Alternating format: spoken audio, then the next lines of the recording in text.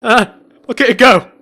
Look at it go, it glows in the dark as well. Hey, what's up guys, and welcome to my New Year's Q&A. It's been a really long time since we've done one of these, and I think that the 1st of January, the brand new year, is a perfect time to get these things started again. Get on a bit more of a regular posting schedule, post some more interesting things, and hopefully do some more things that you guys are interested in. Thank you very much to every single one of you who asked a question in my request video.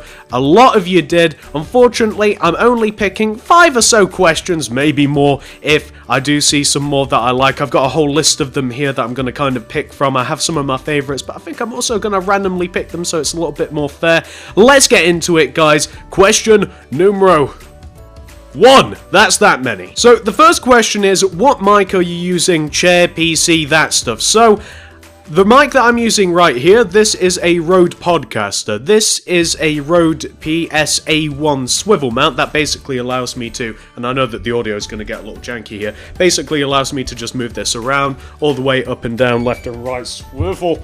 Hence the swivel mount. This is a shock mount for the microphone. It just controls like ambient noise, vibration, stuff like if I was to like shake the desk and I just saw my image wobble. If I was to shake the desk and like this moved around, it'd cause some noise in the microphone, you'd hear it. That's what this basically stops. What chair do I use? Not really.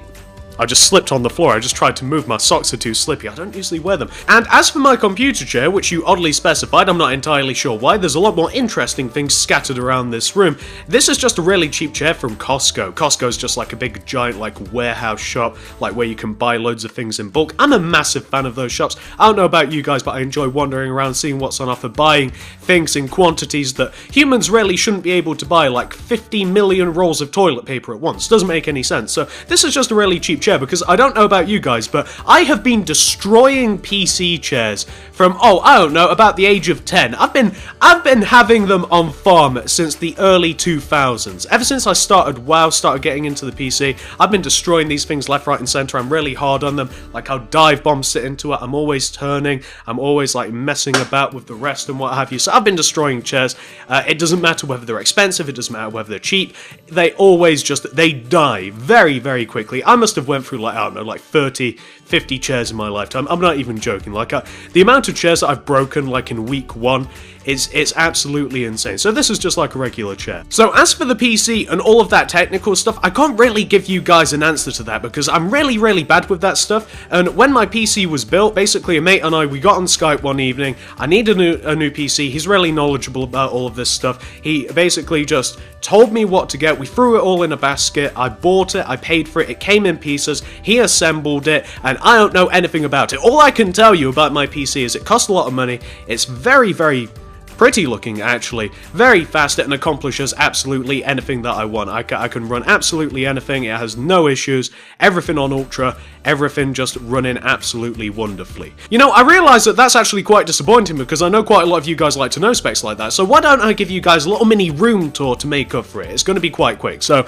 I'll show you my setup first, and then I'll show you around the room. This is going to be a little hard because I'm only using a webcam. So here I use a nice standard keyboard. Oh, look at those legs, lovely, nice and pale. Very dirty keyboard. I use a nice standard keyboard, but I do like to use a Razer Naga as a mouse. I like all of the buttons. I play a lot of MOBAs.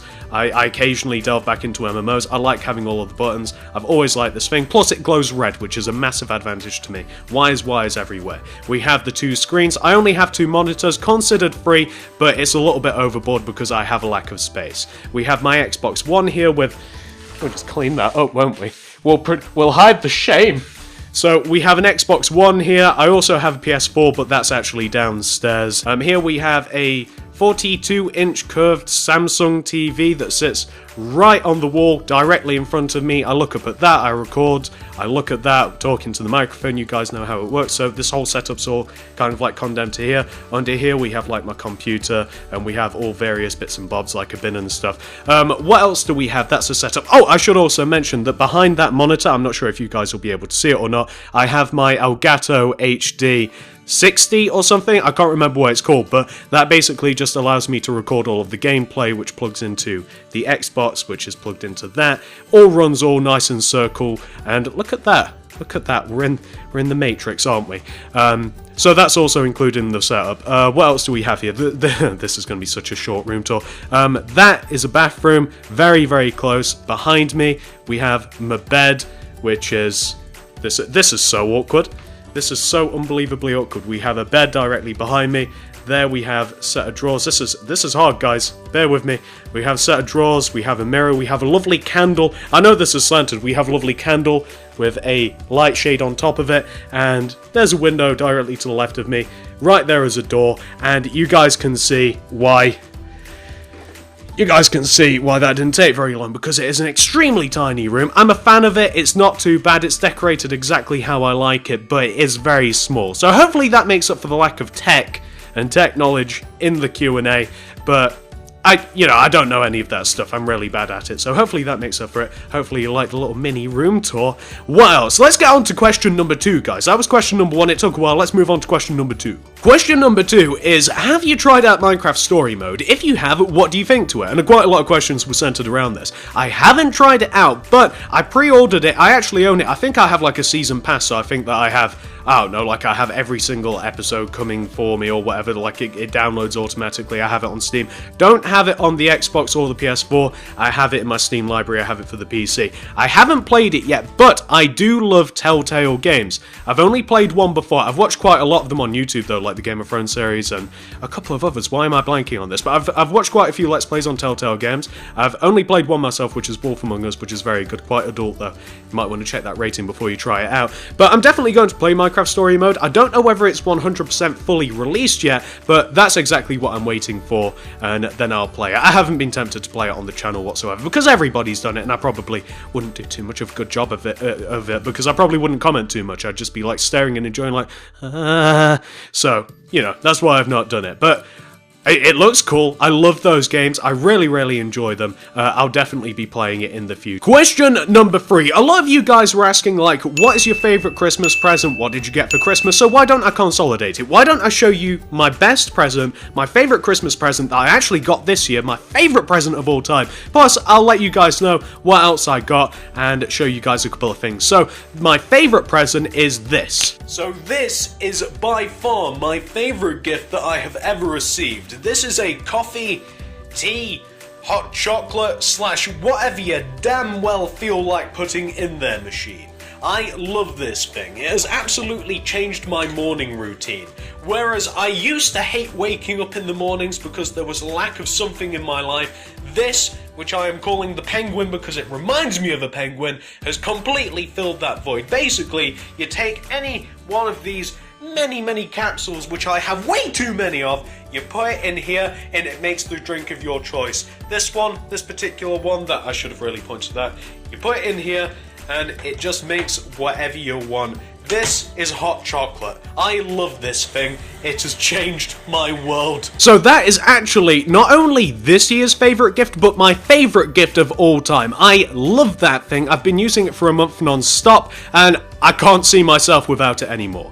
What else did I get? Well, I got a very small variety of gifts, but I love every single one of them. So, from my girlfriend, mainly I got candle-related stuff. Something you may not know about me, I love candles. I love scented candles. I don't know why, they create an atmosphere, they smell nice, they look lovely, I enjoy them. So let me show you how many candles I got. 1.